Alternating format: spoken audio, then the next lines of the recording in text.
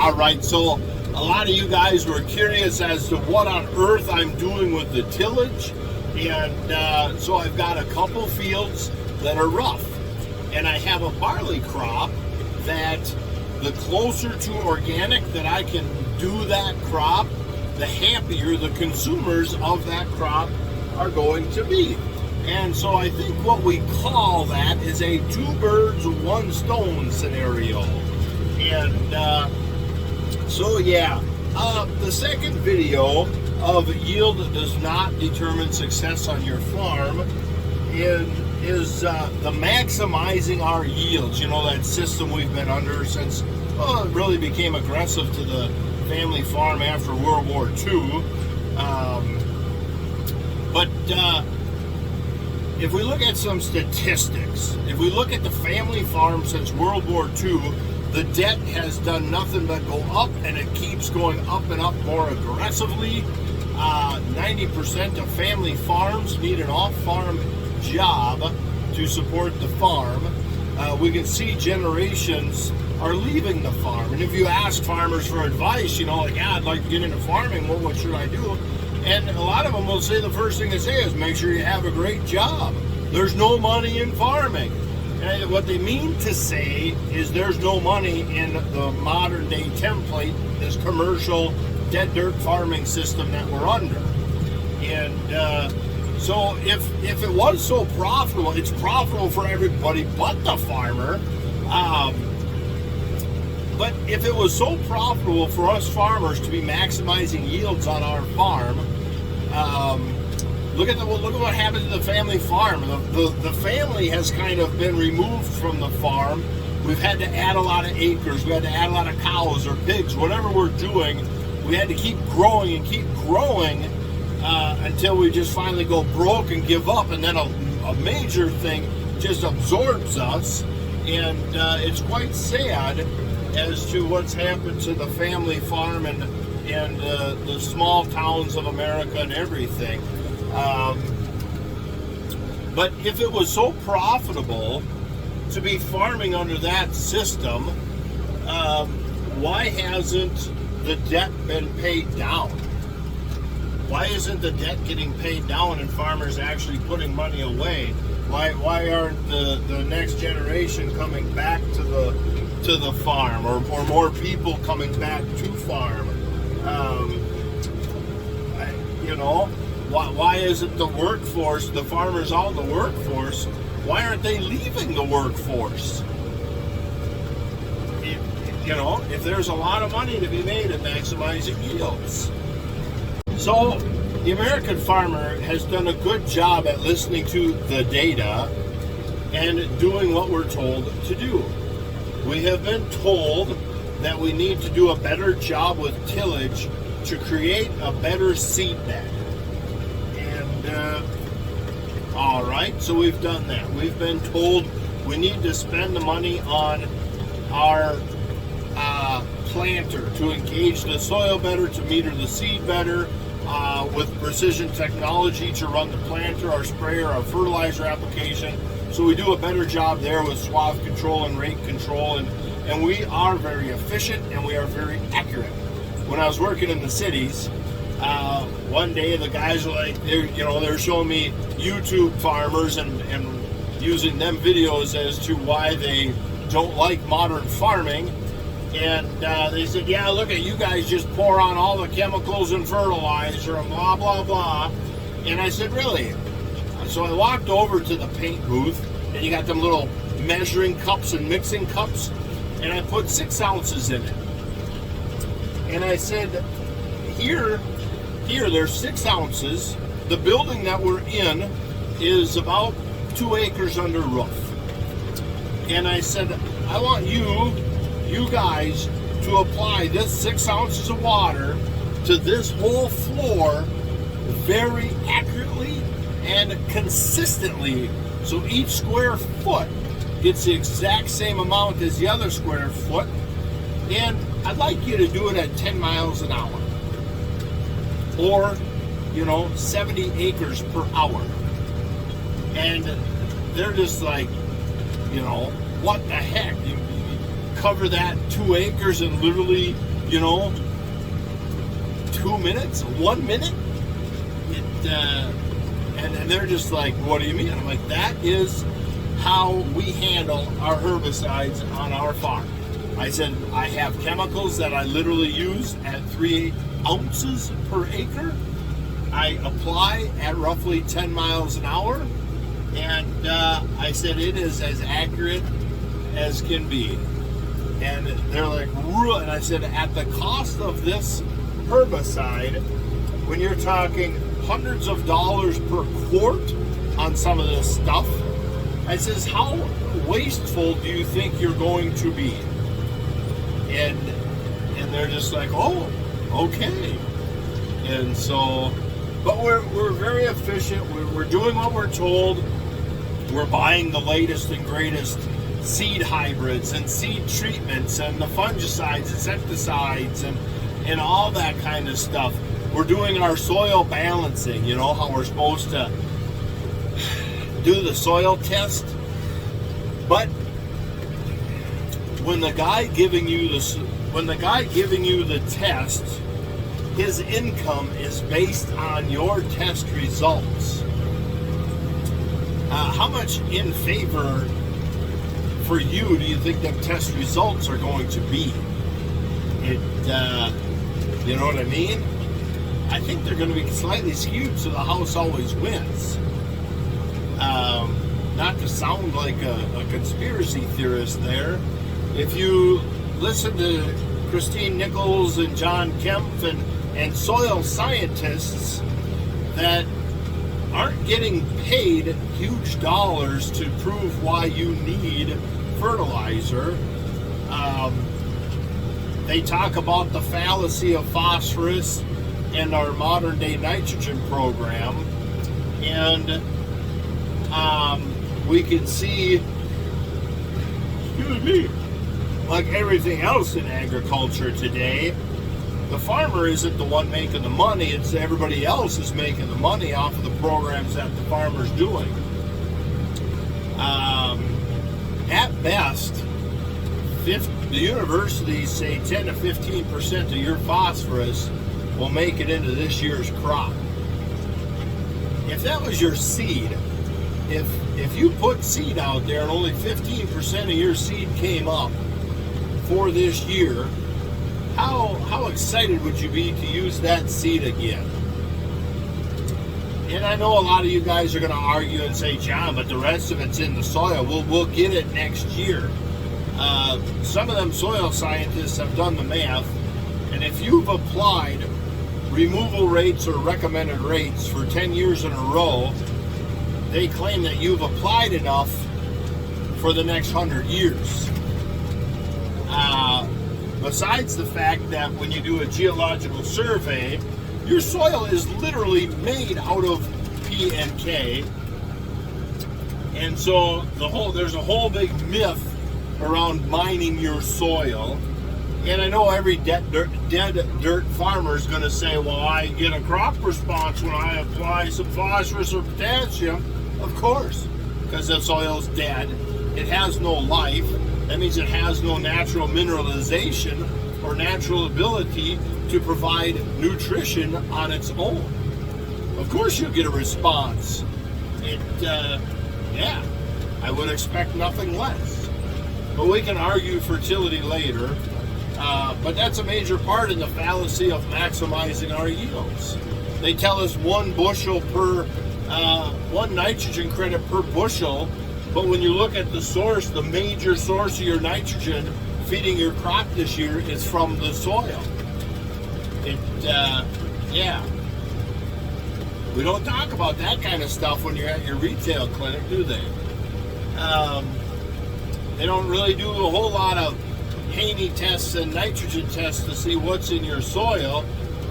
There's a lot of science your local retailer is missing, but they're making a lot of money on selling you fertilizer.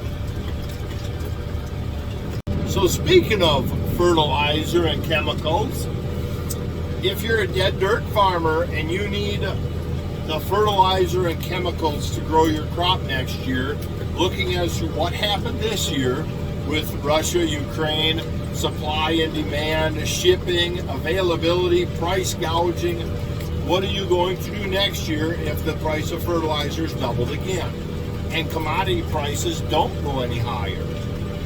I think that would, or what if commodity prices tank next year, but fertilizer prices, we go into an inverse between commodity price and fertilizer price, like, what was that, 12 or 13, 14 in that time frame there. It happened once already. Well, what is your plan of that? Farming is under attack. Nitrogen and phosphorus in the next couple of years are going to be very much under attack. A lot of this malarkey about agriculture and global warming. What are you going to do when the regulations come for your fertilizers and chemicals? I think them are fair questions. We can look at the history of fertility and chemical use, and the more we use chemicals and fertilizers, we're using more and more all the time. You'll hear statistics say farmers are growing more bushels than ever before on nitrogen, less nitrogen. Well, some of that has to do with the fact that they are breeding protein levels out of our crop. It takes a lot of nitrogen to make protein. It takes about 10 units of nitrogen to make a unit of protein. So just think about it. On your corn, if they breed corn out to produce less protein, you take 2 or 3 points of protein away. So instead of 12 or 13% protein corn, we now have 9% protein corn. You're talking 20, 30 N credits at minimum to now make more kernels, hollow. They're hollow kernels, so to speak. There's no nutrition in them. And so that's part of that myth there. But I think that's legitimate questions. Looking at what's happened, looking at trends, what are you going to be doing in the future? Now, we hear it all the time with soil health. These farmers that are maximizing yields, they seem to always be strapped for cash. So they'll say, hey, I got a 200 bushel average on my farm. And they'll come to these soil health events, and I'm literally kind of quoting many farmers I've met, and they'll say, hey, I've got a 200 bushel corn average on my farm. I can't risk any production because we're barely making it as is. If we drop just a few bushels, that drops us into the red.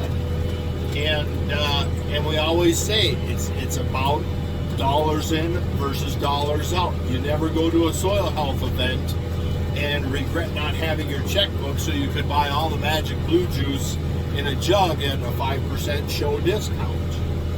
And a lot of them just don't quite understand the producing $3 corn to sell for $5 versus producing $5 corn to sell for $3. So let's talk about that for a little bit.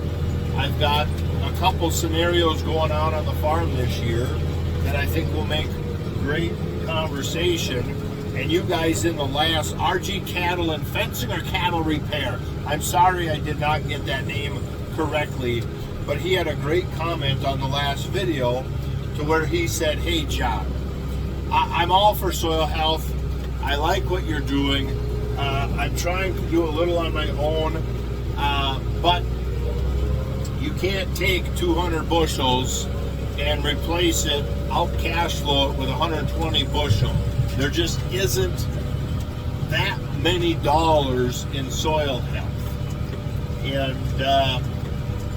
And to folks like that, I say you're right.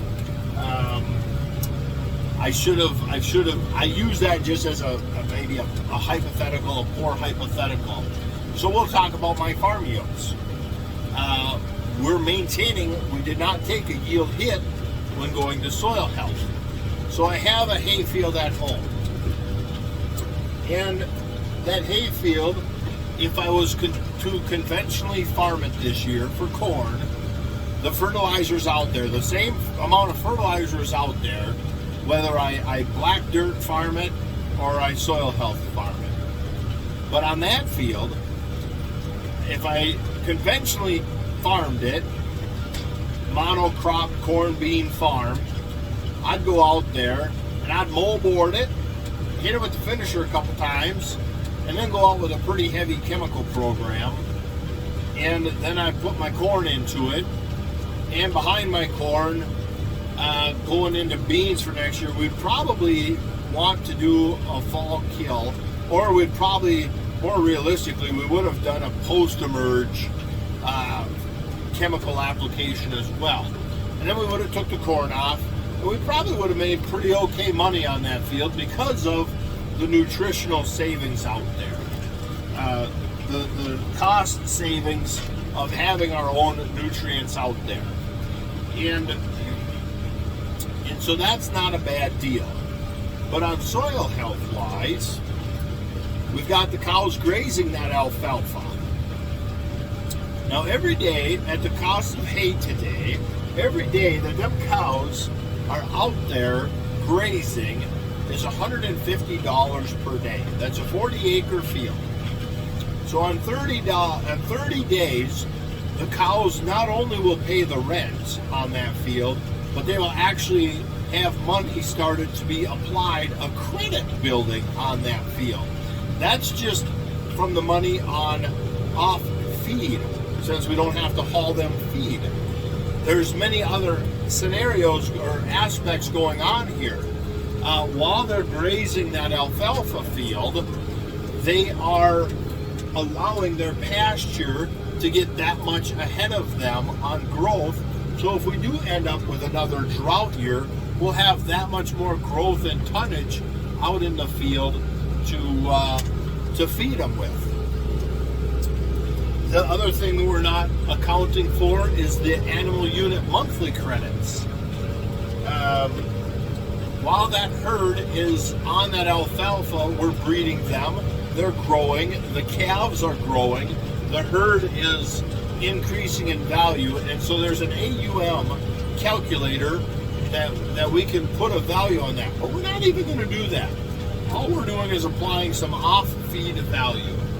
And then we're going to strip till our corn into that field. We're going to come back with some cover crops. And then we're going to do our corn. And behind the corn, we're going to graze it again for even more money. And the corn crop would be pretty much the same. I guarantee it'll be pretty much the same, because so far I have hardly yet seen a soil health practice that brought my corn yields down. In fact, on my farm, from moving away from full tillage to strip till, and from broadcast fertilizer to banding fertilizer, we're saving a massive amount of money per acre on fertilizer, and our yields actually got quite a bit better on corn acres versus where we used to be. So in essence, we're growing a much better corn crop under soil health scenarios. Now I have this field here behind me doing tillage. If I was a corn and bean farmer, I would have chiseled, this was soybeans last year, so of course we have to chisel plow soybeans. So we would have chisel plowed or disc dripped our soybeans, and then right now I would have scratched this field up. I would have came out and we would have hit it with the floater, and then we would have chased the floater with another pass, and then I would be putting